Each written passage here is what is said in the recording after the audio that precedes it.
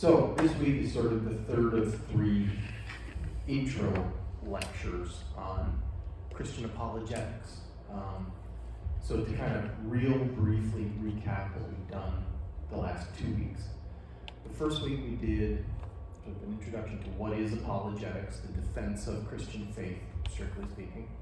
And then two of the major approaches to apologetics. The one that kind of everyone is familiar with, if they're familiar with this sort of thing, stuff that you see on the internet all the time. Classical apologetics, the idea that we can talk to unbelievers about the evidence and reason our way to a conclusion that God exists or that Christianity is true or whatever. We talked about the assumptions that go into that, ways that maybe works well, and maybe some other reasons why that might not necessarily be the best way to do apologetics, which led to last week, and I tried to introduce you to this idea of presuppositional apologetics, which is a whole other approach to talking to unbelievers. And the idea is really that you can't talk about the evidence to start with. The truth is that unbelievers, their hearts are darkened. They don't see the truth about God. They are going to be, because they're sinful, they're going to, or even when we have doubt, because we're fallen, we're going to tend to use our mental faculties to try to impeach God. And so talking about the evidence won't work at all until you show the unbeliever or yourself, when you are doubtful about your beliefs, that the things you're doing refute themselves. They won't work because you're refusing to reason in the way that God has set the world up for us to reason about it. So you try to show how unbelief fails to work and instead offer Christianity as a path forward. And we talked about that way of doing apologetics. There's a third approach that's sort of related to the presuppositional approach, and they call it Reformed Epistemology. It's the newest of the three for sure. I mean, classical apologetics has existed since the Middle Ages and Thomas Aquinas. Presuppositional apologetics is an early 20th century idea, and Reformed epistemology is developed really in the early 80s by a man named Alvin Plantinga, who's a philosophy professor at Notre Dame University.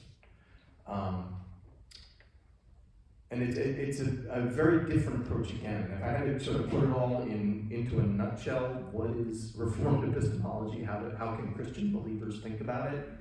It's that you're not stupid to believe in God. That is kind of the argument that Plantinga is making when he does this. And it's really, classical apologetics is kind of let's have a conversation. Reformed apologetics is, in many ways, just an attack on unbelief. This is very defensive. This is very, I'm not wrong to believe what I believe. Leave me alone and get out of my way. I believe in God and I'm within my rights as a thinker to do that. That's the argument that Plantinga makes.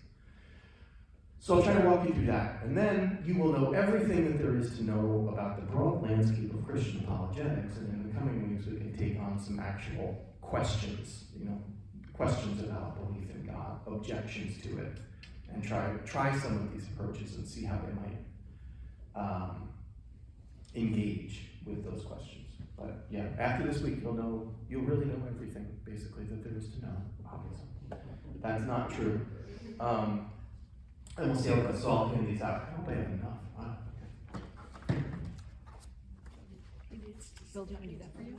Oh, thank you. Yes, thank you. Hey, Bill, you gotta speak right into the mic.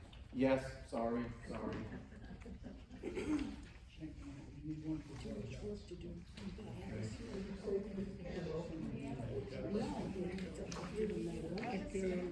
One left. Wow.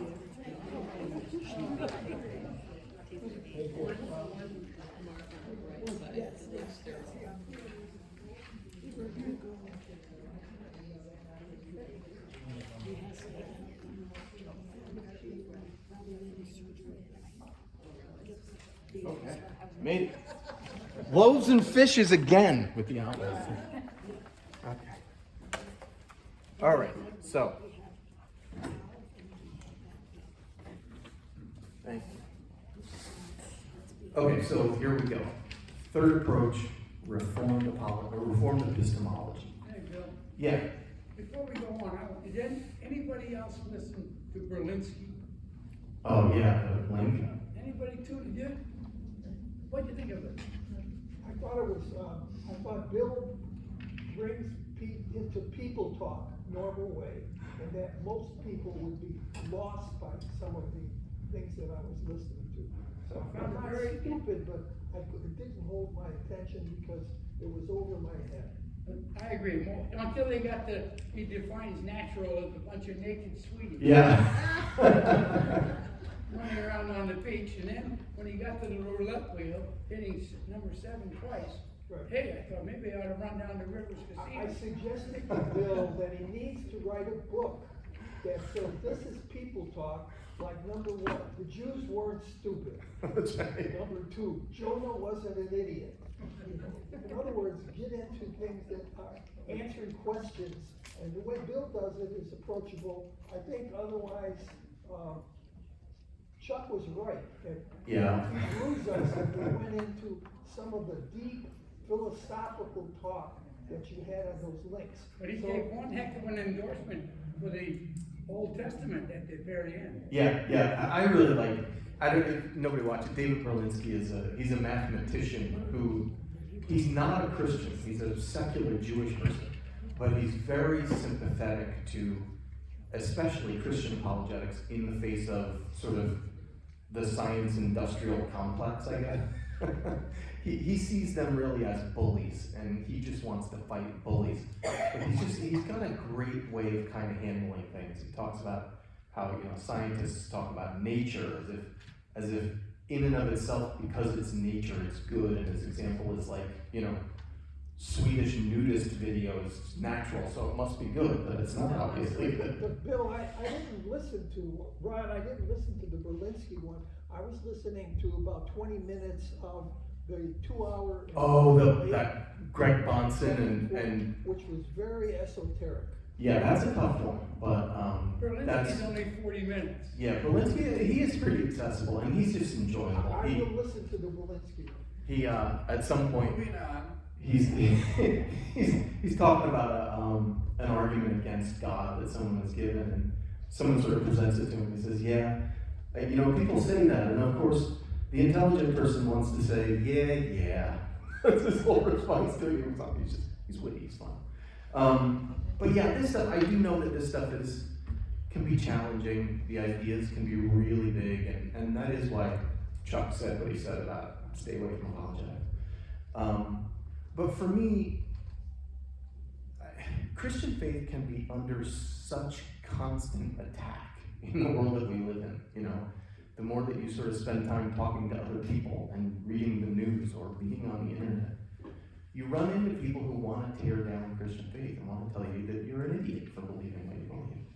And it's easy for it to get into your head. And I think it's a mistake that the church makes, that we don't teach each other about these arguments and how and why to respond to them. In the New Testament we're told, be ready to give an answer for what you believe. And we should be, and I don't think we raise people in the church to do that, and it's a mistake. It's why kids go away to college and have one class with Bart Ehrman, and the next thing you know, they're atheists, because they've never sort of been inoculated against this stuff. And some of it's hard, it's a challenge, but it's worth doing. So I'm grateful for everybody coming and letting me talk. Are proponents of the 3 different approaches at odds with each other, or would they be saying that's fine, you do it your way, I'll do it my way? How do they feel about each other? I think your classical apologists and your reformed epistemologists that we'll talk about this week are very live and let live about how you do apologetics. Presuppositional apologists will say no. If you really want to be biblical and fully Christian in talking to unbelievers, presuppositional apologetics is really the only allowable way to do it. You must do it that way. As I said, I learned presuppositional apologetics at the place where they invented it. I can't say I agree with them about that. I think presuppositionalism has some holes in it, and it's good to be able to fill those gaps in with other things. But they do definitely say, you must do it our way or you're really lying to people. So now we're on Reformed epistemology. Epistemology is a big word, but just one more time to sort of define it. It's a study of how we know what we know. How you decide that it's within your rights as a thinker to believe something, or that you can't believe something because you're a rational thinker. That's epistemology. Why is it called Reformed epistemology? It's called that because Alvin Plantinga, the guy who developed this way of thinking, he is a Reformed Christian, and Presbyterianism is the Reformed mothership with Christianity, I guess. So the tradition that this church is a part of, he's a part of that tradition. And obviously, John Calvin is a major thinker in Reformed Christian theology. And one of the things that he talks about in some of his writings is a sensus divinitatis, is his word in Latin, because everybody wrote in Latin back then. A sense of divinity, that we are all born with some innate ability to sense that God exists. We have a God-shaped hole in us that needs to be filled, something like that. And he draws on that idea to justify a lot of what he's doing. So it's got a Reformed basis. I won't bother to trace the whole trajectory of how he uses that idea, but that's why it's called Reformed Apologetics, because some of its foundations are in the theology of John Calvin, who is he is the Reformed thinker. So major, we talk about major practitioners. Plantinga is one, another man named Nicholas Wolterstorff. These are kind of the two sort of people at the forefront. And again, this is a new idea. This is, I think, Plantinga's first essays on a lot of these ideas are from the early 80s. So it's newer. And it's more in the field of philosophy, really, than in theology. He is a philosophy professor. So there you go. Plantinga and Wolterstorff. So to kind of follow along with the way that we've talked about some of these other things, what are the assumptions that this involves? Assumptions about theology, epistemology, and apologetics. How does it work? The assumptions about theology that Plantinga brings to this whole conversation would be that God's existence is not just the conclusion of an argument, but it's a reality that you can experience directly and know for yourself. Okay? It's not facts and data you gotta argue about, but you can have your own direct experience of God. The Holy Spirit plays a role in illuminating the truth and giving you faith. These are all very Reformed theological ideas. Then in epistemology, this is a topic we'll have to talk some about. Plantinga argues that philosophically speaking, belief in God can and should be considered what philosophers call a properly basic belief. What that means is that it's a belief that doesn't necessarily need to be concluded based on evidence, inferred from other facts. It doesn't reject the value of arguing about the facts, deductive or inductive reasoning. But it says to be reasonable to believe something, you don't necessarily need arguments and facts. Believing in God is one of the things that you can believe in that way. So he wants to broaden the kind of evidence that you can count as meaningful.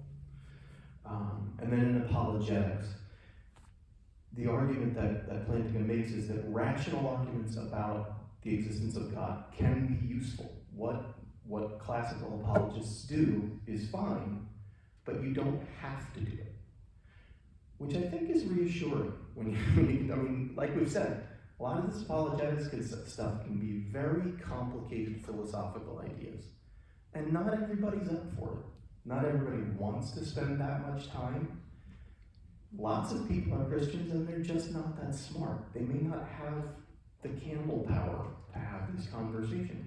That's okay. Those people can believe in God rationally anyway. There's a way to see that you don't have to be a philosopher or a theologian to have a reasonable belief in God. Any normal person can. Even people who are not as smart as normal people can believe this rationally because they can believe it based on direct experience of God. And I really like that about this approach. To really understand it, you're going to have to do a little philosophy. But its point is, to know that God exists and call yourself a reasonable person, you really truly don't have to be a philosopher or a theologian. You can just know it. So I like that a lot about this approach. It's very modest. That's what I really like about it. So a few words about this concept of proper basicness with ideas. I'll try to walk through this. Stop me if I'm not making sense, because I'm happy to try to keep explaining it. And there's some complexity here. So here we go. Bill? Yeah. Just a basic question that maybe this is gonna answer. I mean, are you kind of saying that I might like chocolate ice cream and you like strawberry ice cream? Right. I can't explain why. Exactly. But it's a fact, and we may differ on that, but the fact that I like ice cream is a fact of life. Yes. Chocolate is my choice, and I don't know why. And yes, and whether chocolate or strawberry is better is not what we're concerned about here. But the fact that you like chocolate ice cream Right. is true, and you know it, and you would never bother to build an argument that proves. And the very fact that I can think about this Right. becomes a situation. Why should that be? There has to be some process going on here. But for these kinds of beliefs, there doesn't have to be a process. It's enough to just say it is so. It is. Yeah. Because I don't have to understand why I like chocolate. Right. And philosophers do agree, have always agreed. Some beliefs are basic like that. They don't have to be argued for. You can just say it, and it's reasonable to say it, and it's true. Now, traditionally, they wanted the circle of those ideas to be very small. So certain things like what I've got here in this bulleted list, the belief that other minds exist. I'm sitting here and talking to Ron. I believe that Ron is a person who exists. It's not my mind making this up. I don't have to argue for that. And nobody expects me to, and it really wouldn't be possible to. I know that directly. I'm reasonable to believe it even without evidence or an argument. Ron exists. 2 + 2 = 4. There's no deductive or inductive argument that I need to make to tell you that. It's just true, and we know it, and that's fine. It's a basic belief. When I talk about my own experiences, I was in Los Angeles yesterday. My leg hurts. This is boring to me. Whatever. Those things don't need to be proven. I can just say them, and it's reasonable to say them, and a reasonable person should accept them. So those are basic beliefs. And traditionally, philosophers have said only a small number of beliefs are like that. Most things, to be reasonable, you do need to have some kind of evidence to say them. Plato says no. He wants to expand that circle of beliefs, specifically to make belief in God one of those kinds of beliefs. So here's how he does it. He says, any belief can be considered properly basic if, now we're going to talk like philosophers, so just follow along, if it's produced by a cognitive faculty, your mind, that is designed to produce true beliefs, functioning properly, and operating in an environment that it's supposed to operate in, okay? So if your beliefs are produced by a mind that's not crazy, and you're evaluating the world around you, and there's no barriers, there's nobody fooling you, there's nothing getting in the way, any sort of belief like that can be immediate and properly basic from a philosophical perspective. Here's how he tries to show that, or how that relates to belief in God for him. He says, given the fact that humans everywhere and at all times seem to have believed in a God, or many gods, or something that amounts to the same thing as a god or many gods, it seems to be the case that humans really do have this kind of cognitive faculty that is designed to sense the existence of divinity. Because everybody has always believed this stuff, as far as we know, about the world, and many, many people today So it seems to be part of human nature. This is the sensus divinitatis from Calvin. This is where it fits into his thinking. We all have this capacity, and it rears its ugly head constantly in human history. So it seems to be the case we have that kind of rational faculty. So if a person perceives that he or she has some kind of experience of God's existence, and if that experience corresponds to experiences other people say they have, and none of us seem to be crazy or confused or anything else, then at least within this community, it's reasonable for us to believe that God exists. In an immediate way, we perceive it to be so, therefore it's reasonable for us to say that it's so. Does that make sense? I know that's a lot of sort of philosopher talk, but that's his argument. So understand what he's saying and what he's not saying as far as belief in God goes. All that he means to argue is that it's reasonable for a person to believe that God exists without evidence or arguments to prove the point. He's not arguing that he has now proven that God exists. This is like the chocolate or strawberry thing that Ron was talking about. Chocolate or strawberry one might actually be better than the other. But we haven't proven that. And we're not trying to, we're just saying Ron likes chocolate ice cream. God may or may not exist. Plantinga is not concerned with that question at this point. What he's concerned with is, are you a reasonable person if you say God exists even though you don't know a bunch of philosophical arguments for why? You have a warrant for believing it. That's the philosophical term. It's warranted to believe that, yeah. What about the people who have a reasonable belief that it doesn't exist? We'll get to that. That's another important point for Plantinga. What was that? Oh, okay. Okay, so that's where we are. Does it make some sense? It's not too confusing? Okay.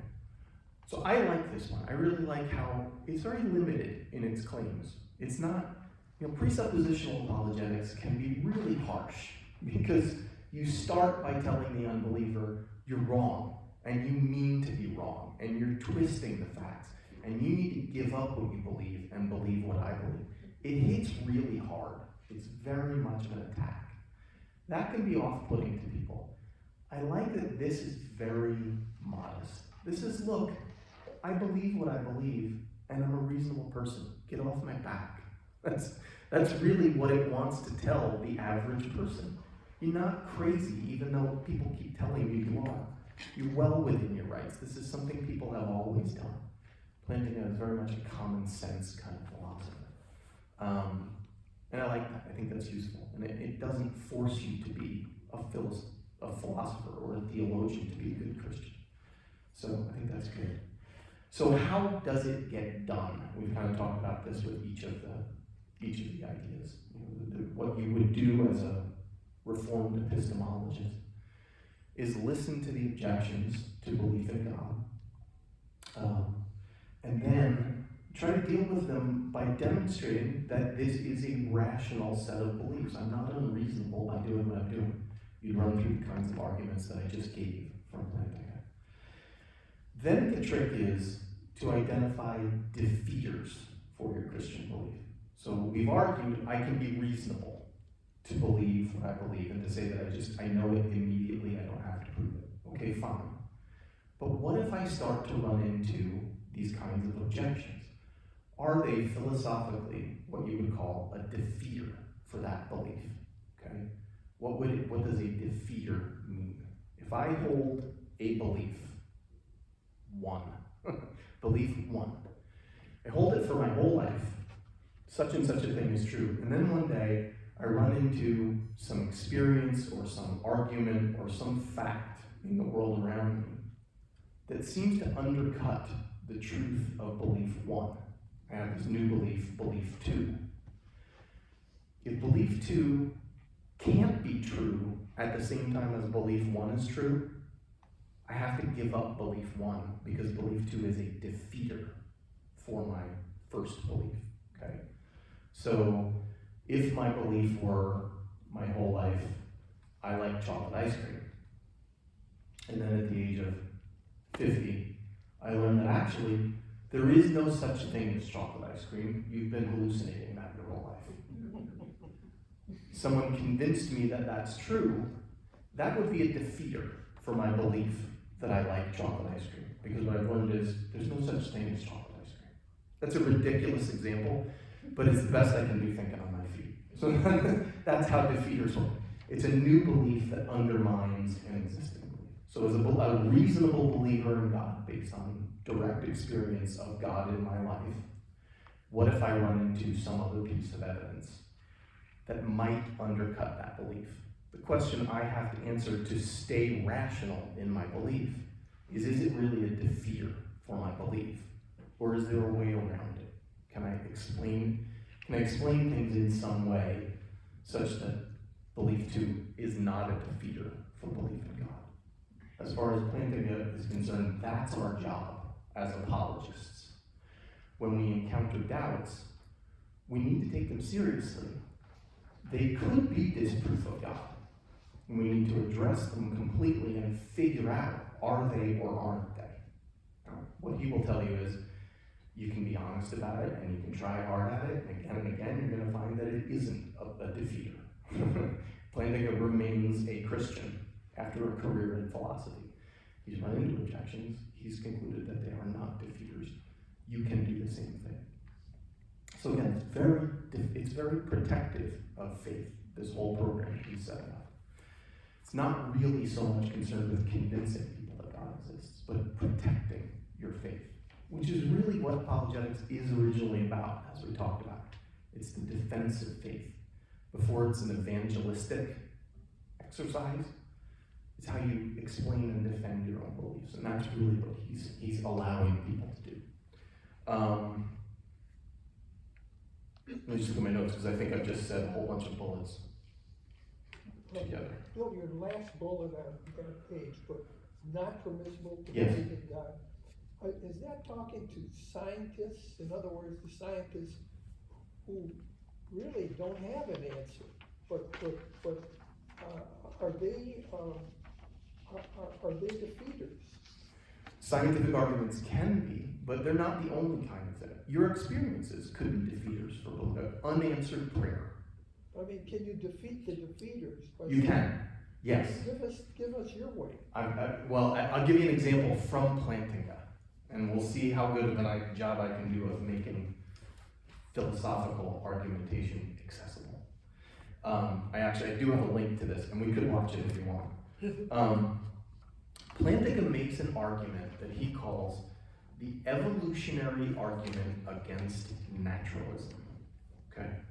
Gotta define some terms here first.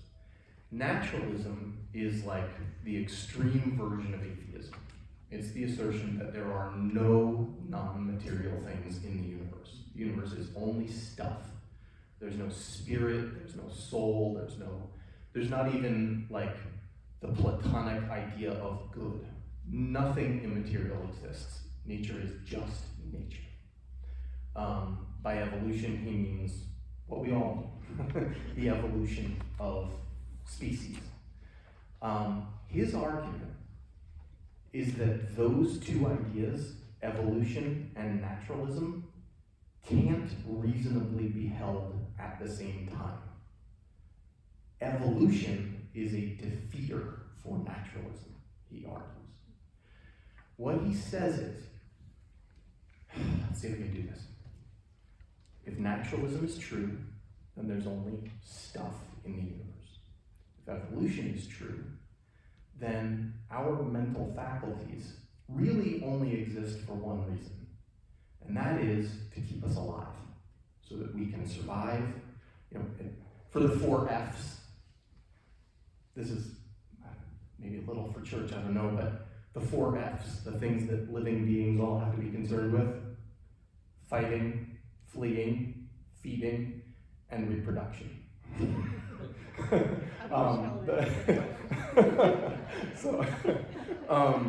3.5 Fs. So, yeah, your mental faculties exist only to do that, to help you do those things, those four things. If evolution and naturalism are true, that's all they need to be there for.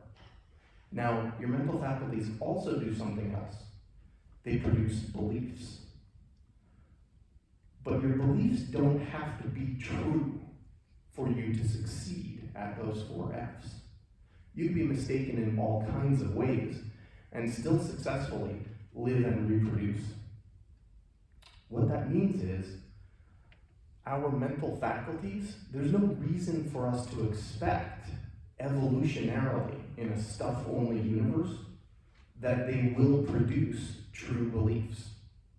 They can produce any kind of beliefs you want, as long as they cause you to run away when you see a tiger. That's all they need to do. So your beliefs are just a byproduct of keeping you alive, and they can be whatever you want them to be. They can be whatever they turn out to be. It doesn't matter from an evolutionary perspective. So that gets tricky, because basically, if beliefs can be anything, they don't need to be true as long as they keep you alive, what's the likelihood that any of your beliefs is true? It's hard to answer that question, but it seems like 50-50 is about as good as it could be. They either are or they aren't, and that's it. So it's a coin flip. So then the question becomes, are your rational faculties likely to produce reliable information over the course of your lifetime? What percentage would make them reliable? His argument is, let's say 75% of your beliefs would have to turn out to be true to say my mental faculties are reliable. Well, if it's a 50-50 proposition, mathematically, how likely is it that someone would come to have 3/4 of their beliefs be true? I can't remember the math, but he does the math. And it's something like 1 in 10 to the negative 81. Like if 100 beliefs, and it's a coin toss every time, that's how often you'd end up with 75 of them being true. That's more than the number of electrons there are in the universe.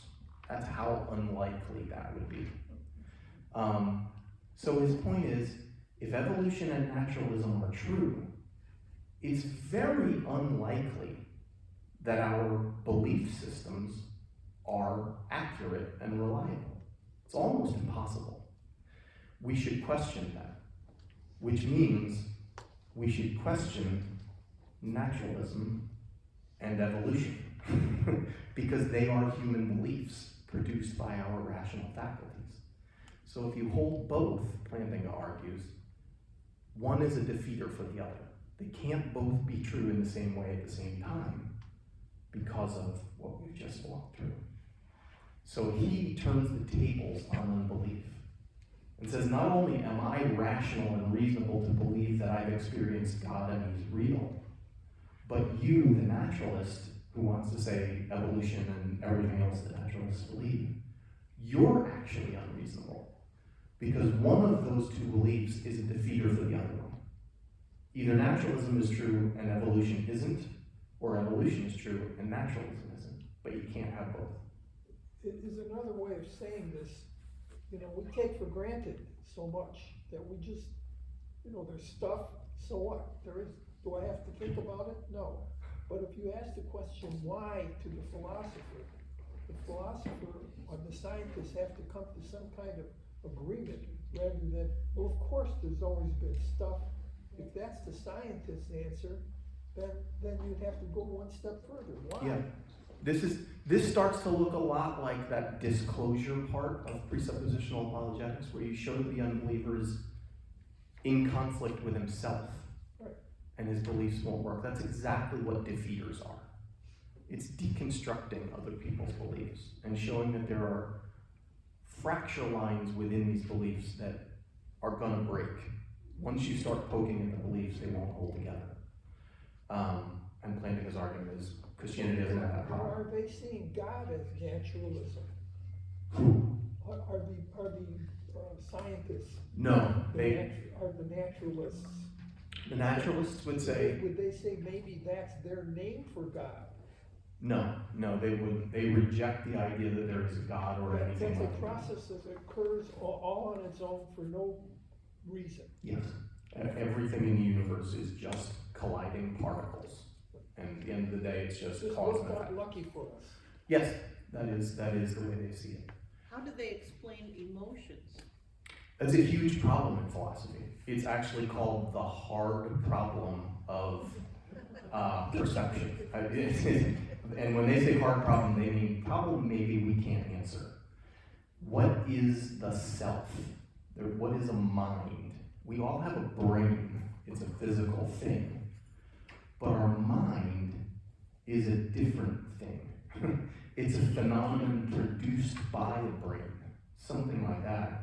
But we have no idea how or why or how those things are Well, connected. the nuns had the answer, which is it's a great mystery. There is some of that. Now, naturalism will not accept that. It's going to keep trying all the time. But yeah, so that's a problem. It's a real problem in philosophy. This is one thing that we all believe reasonably. There's a self. I exist. I'm not just a body. There's a me in here somewhere. What is that? And why is it there? And how does it relate to the stuff? Because it's not material. And this is the problem naturalists have.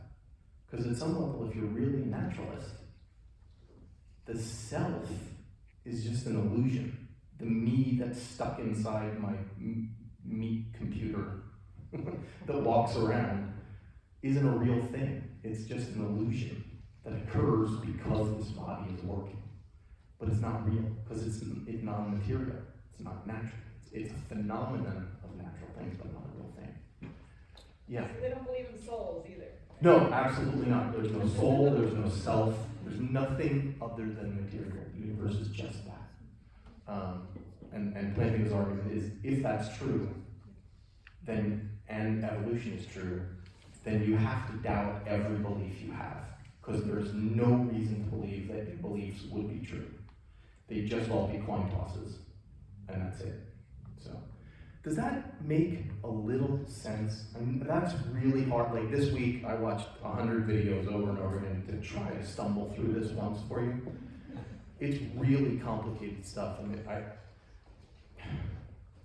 I do have a recommendation of a book that Plantinga wrote here that is for popular audiences. And it is good, but even it is hard. I don't really recommend you try to read Alvin Plantinga's professional philosophy papers, because you'll hate it. It's really hard. He talks a lot about formal logic, conjunctions and disjunctions and unions and all these things that you may remember from a math class once. It's very, very rigorous stuff. It's kind of like an ice pick in the brain, trying to read Plantinga's philosophy. But this book, Where the Conflict Really Lies, is pretty accessible and really good, and you may enjoy it if you go through it. So that's a basic introduction to Reformed epistemology. It is considered to be sort of the third major approach in Christian apologetics. I'll tell you, it's very new. It's not fully developed yet, I don't think. And I don't know that it plays as big a role right now in the church as something like presuppositional apologetics or classical apologetics. But it's on the landscape. And I think what's interesting about it is, Plantinga is not a knucklehead as far as unbelievers are concerned. He's a philosopher. He won the Templeton Prize in philosophy. He's like chair of the department at Notre Dame, which is a hugely important school in philosophy. He's a heavy hitter and a serious guy. And it's been 40 years that he's been very successful in defending a lot of these ideas. I don't mean to say that philosophers have all become Christians, but I do mean to say even professional philosophers who disagree with him and are not Christians don't feel like they can say, Plantinga is an idiot and everything he says is wrong, and you can walk away from it. He has to be taken seriously. So it's worth knowing something about it. And again, I think for regular people, it's reassuring to me to hear somebody smart tell me, you know what, even if these arguments are hard and you don't feel like making them and you don't want to go through all this effort, you still are a reasonable person to believe.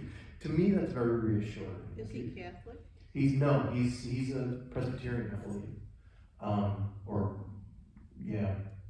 One of those Dutch Reformed denominations.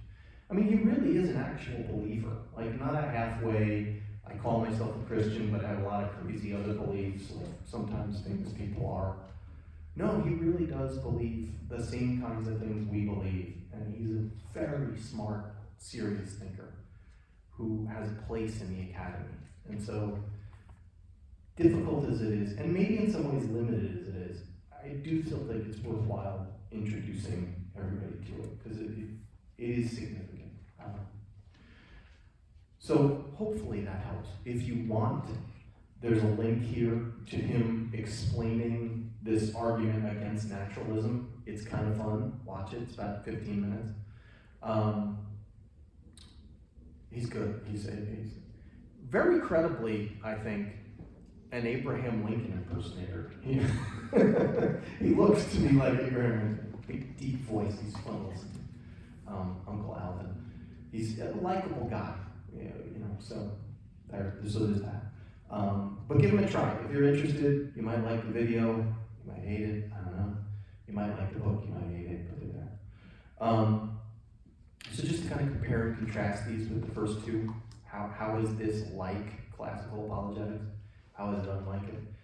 Like classical apologetics, Plantinga, he's a philosopher. He accepts the idea that believers and non-believers have access to the same kinds of evidence and can think about them in a way that's compatible and have reasonable conversations, even though they begin from different starting points in reasoning about the world. So, in that sense, he's really not a presuppositionalist. He is a classical apologist at some level. He does want to talk about evidence. He just means you don't have to talk about evidence. Unlike classical apologetics, he rejects the need for arguments and evidence to believe in God. Classical apologists, you do need to make a good argument to believe in God reasonably. If you don't, it's just superstition. And Aquinas would say that. Famous classical apologists would say that. You got to do this work, you got to have an argument. Well, Plantinga says, no, you don't. There are lots of things we can believe without evidence and arguments, and God is one of those things. Relationship to presuppositional apologetics. He shares the belief that Christian faith is not solely based on rational arguments, but rather on your starting points, your foundational ideas and how you approach the world. But unlike it, he doesn't do what the presuppositionalists do. Reject the idea that there's any common ground for Christians and non-Christians to stand on and talk about the facts.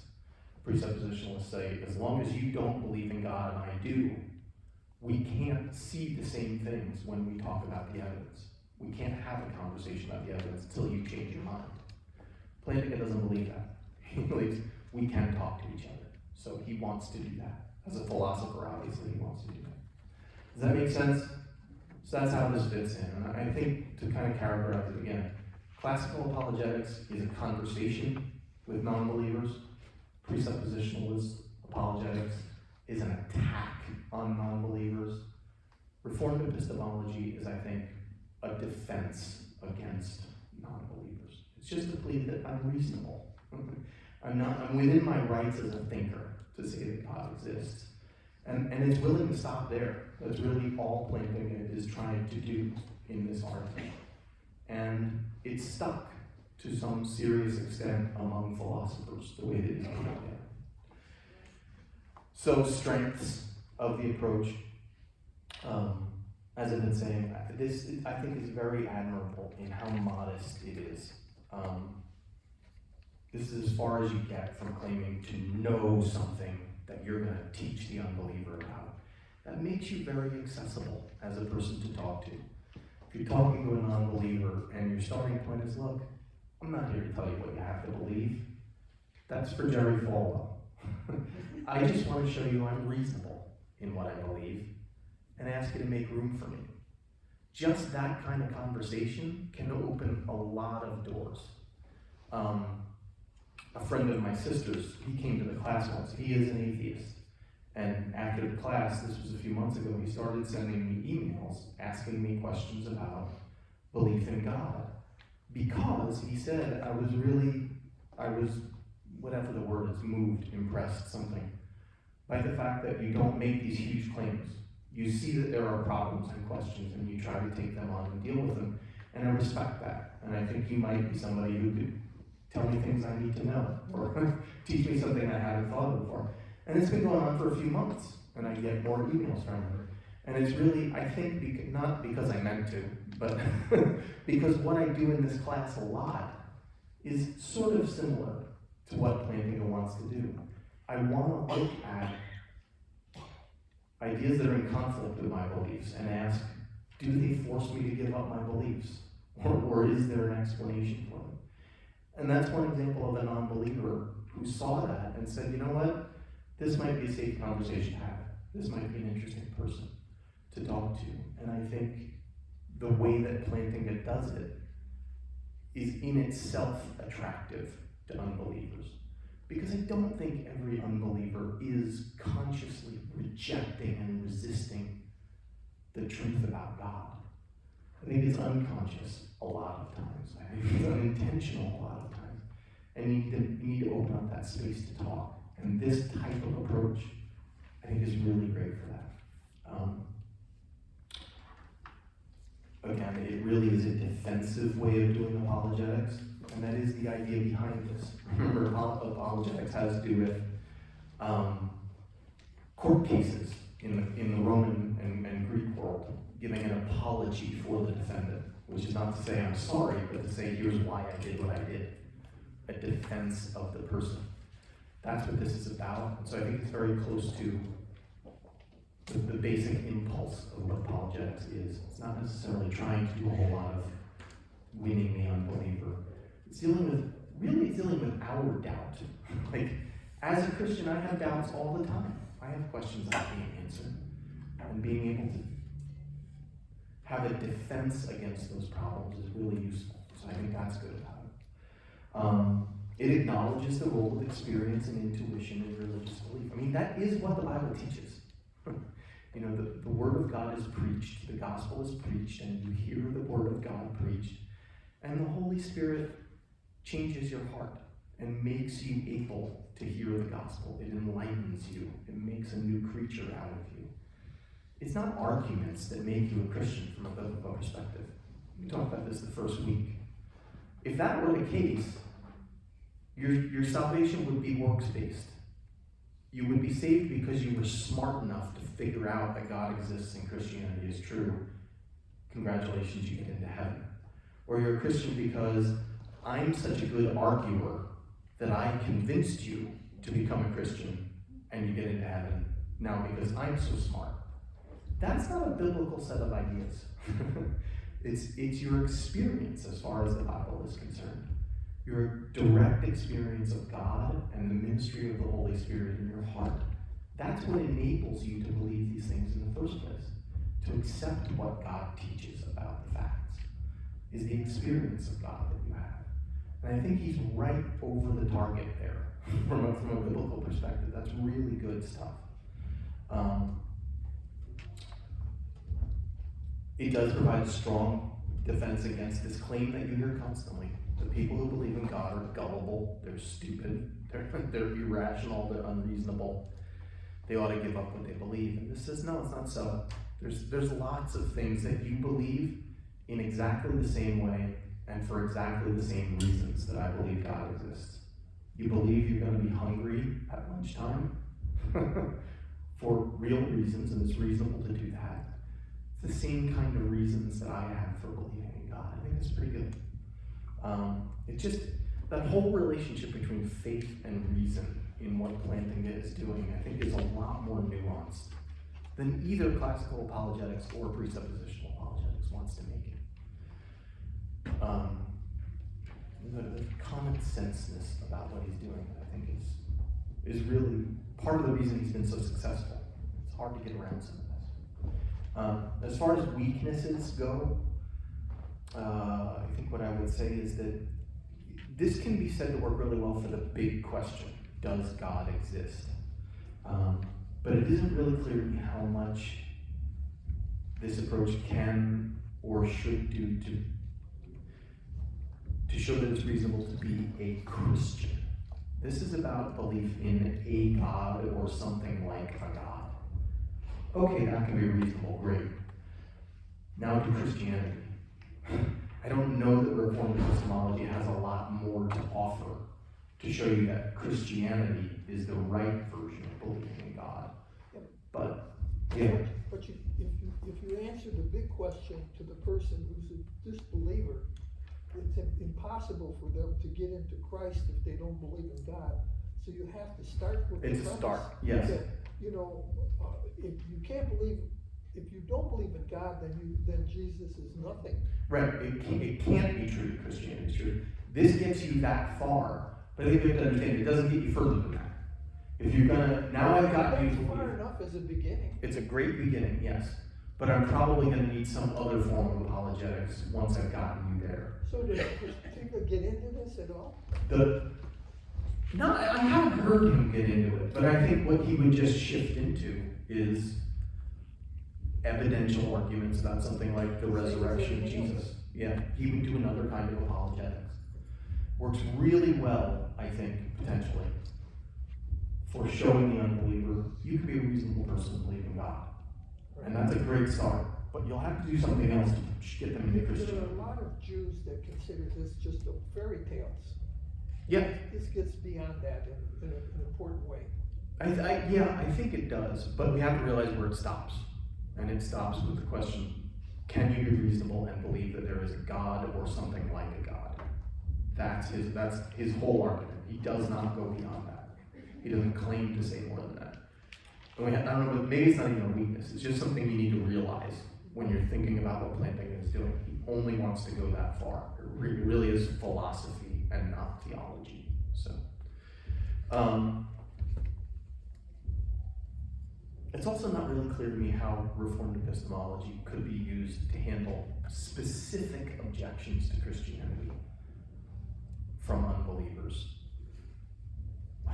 How do I know that the Bible is reliable? Or things like that. I don't know that Reformed epistemology has much help there. It's not intended to be. It's just talking past those questions. You need to go to some other school of apologetics to deal with very specific questions about why Christianity might not be true. Something like that. It can be difficult to explain to people who are not philosophers. That's true. If you listen to Plantinga talk, it can be a lot of words sometimes. And that's a problem. It's not always, to talk to a normal person on the street about the evolutionary argument against naturalism, good luck to you. I don't know how successful I was in here this morning. That's a weakness of it. It does require, to understand it, some investment of intellectual calories. So, the other thing is, it can look very subjective to people. This is an argument that he actually raises against himself in one of his books. He calls it the Great Pumpkin argument, the Great Pumpkin objection. If it can be reasonable in my community to believe that God exists, because I've had experiences that I know I've had, and people around me have had experiences that confirm my experiences, and we're all not crazy and we're all really trying to figure it out. Okay, fine. But couldn't I say that about the Great Pumpkin? If I live in Charlie Brown's neighborhood, and he and I claim to have had experiences of the Great Pumpkin, haven't I just argued for the existence of the Great Pumpkin too? There's something to that objection, and I think even Plantinga says it. That's why he talks about it. This can be very subjective, and you probably could say, I've got a community that believes anything the same as I believe it, and we claim to have experienced it directly, and therefore we're reasonable people to believe what we believe. That's a problem. I think Plantinga's response would be, no, you don't. Okay, in theory, you could do this with the Great Pumpkin, or the Flying Spaghetti Monster, or whatever you want to pick, Sasquatch, whatever. Okay, you could, but really does any sincere, serious person do that? No, they don't. And so you would say, it's probably a fair objection, but practically speaking, are you ever likely to run into it? No. It's a little weak there. I don't know that that's the best argument. It is a real problem. So you run into that. And then last, this puts so much emphasis on my personal experience of God's existence that I think it may actually fall off the table for some people and become not apologetics at all anymore. It really just becomes a justification for what they call fideism.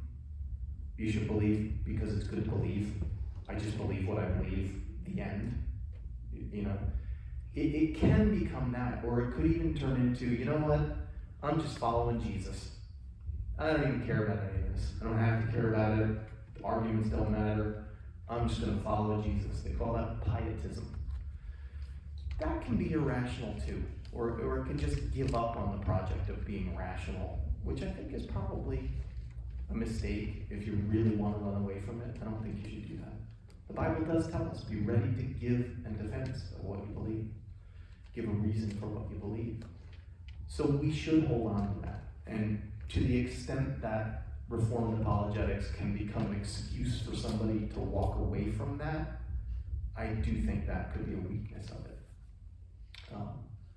So you gotta hold on a little tighter sometimes than Reformed epistemology maybe does. So I think that's, yeah. Isn't that kind of like Pascal's wager? You know, if God exists, if you can believe that God exists or that he doesn't exist, but assuming that he does exist, live like he does exist, because it won't really change that much anyway. Yeah, something. Do you all know Pascal's wager? The idea that it is Blaise Pascal, his argument is, if I'm trying to decide if God exists or not, it's basically a bet. Either he does or he doesn't. So I need to decide, is it a good bet? Well, what's in it for me if I believe in God and I'm right? Redemption, eternal life, peace with God, all of those things are in it for me. If I believe in God and I'm wrong, what's in it? What do I stand to lose? Nothing, because I'll never know. I'll just be dirt, and that's the end. I'll never even find out that I'm wrong. That seems like a good bet. What about unbelief? If I'm right about unbelief, what's in it for me? Nothing. I'll be dirt. I'll never know I was right. But what could happen to me if I'm wrong? Hell could happen to me if I'm wrong. And so Pascal says, the smart bet, if you think the odds are anything close to 50-50, the smart bet is believe in God. Which, yeah, can turn into, I don't really care about the evidence at all. It's 50-50, that's the smarter bet, I'm walking away. So something like that. You wouldn't want to do those things. Yeah, so that's the third one. Those are really, I think everybody agrees right now, those are the three major strands of Christian apologetics, the three approaches to arguing for belief in God in the Christian church right now. That's basically how they all work and what they're built on and what they're trying to do. So as I said at the beginning, now you know, you have perfect knowledge of all three of these things and you understand them perfectly, so we're ready to move into some actual questions. You know, why should I believe what I believe? What about this problem? Isn't this problem, in Plantinga's words, a defeater for my belief? How should I respond to that? Somebody I know says this, and that's why they're not a Christian, or why they don't believe in God. How could we handle that? What I'd like to do for several weeks, however many weeks, whatever you guys want to do, is do some practical work on some of these questions. Take one or two each week and try some of these different approaches out. You know, from a presuppositionalist perspective, how would I deal with this objection? From a classical perspective, an evidence-based perspective, how would I deal with this question? What might Plantinga say about that question? and just kind of wrestle with some of these problems and see how convincing it all is. Yeah. How about missionaries that decide to go out to the unchurched or some island somewhere and convince these people that Yeah. that they're trying to bring the gospel to these people? Do they put apologetics in their little toolbox? They probably do, but it's interesting because I don't know how much they do. What frankly, as I understand it, mostly what they do, they go and they live with these people. They show them the love of Christ. They build a church. They build an irrigation system for their village. They do good works. And then they invite people into the church, and hopefully And then hearts learn are their changed. language and then translate the Bible And- into their language. Yes, and then maybe you get into some apologetic They don't conversations. need all this. But I don't think they do. No, I don't think they do a lot of this. And I think that's part of apologetics. The way we use it has become something we think about as part of missionary activity or evangelism. How do I argue unbelievers into believing things? But that's not actually the idea behind apologetics in and of itself. The idea is the defense of faith. Evangelism and preaching, that's one thing. This is a different thing. And frankly, this thing is for us. It's for the believers. It's how do we defend our faith? How do we continue in our faith in the face of objections and problems and stuff like that? We need this stuff. Unbelievers may not need this at all. They could come to Christ a million different ways, maybe with nothing to do with what we say or don't say. But we in the church, our beliefs are under attack every day. From ourselves and from people around us, our experiences, everything. So we need a defense. And I think a lot of times churches don't bother to equip believers with a rigorous defense of their faith or tools to defend their faith. That's why I think we need some weeks on something like this in this class. So that's what I'm trying to do. Yeah. I kind of think we need a couple of categories for unbelievers, because we've got Yes. those that have just never heard, and a true unbeliever has made a conscious choice Yeah, to right. not believe. That's it. Some people really are, like Romans says, suppressing the truth in unrighteousness. There really are people like that. One of these atheist debates that I'm always watching on YouTube, somebody, it was an audience question at the end, and some Christian got up and asked the atheist, aren't you an atheist really just because you want to sin? Isn't that the truth? You just want to sin more, and so you don't want to believe in God. And the guy said, you know what? Yes, that is exactly why I'm not a Christian. Because I don't believe anybody's got a right to tell me I can't do what I want to do. I'm in charge of things, and I'm going to do what I want. And if that's sin, then yeah, you're right. I'm not a believer because I want to sin. That really does happen, but I don't even know if it's the majority of why people don't believe. I can't read people's minds. So you got to come at it from a lot of different angles. So last thing, just a commercial. Email me this week if you've got objections to Christianity or doubts, or somebody said something to you once, or it's always bothered you that. Email me. Let me know what you're thinking of. I'll turn it into a question we can talk about and use it in some of these coming weeks. Ron has sent me some, a couple other people have. If you got anything and nags at you, or you wonder how could you answer it, send it and let's talk through it. Let's work on it and see how we can actually practically defend our own faith. So that's the idea. So see you around.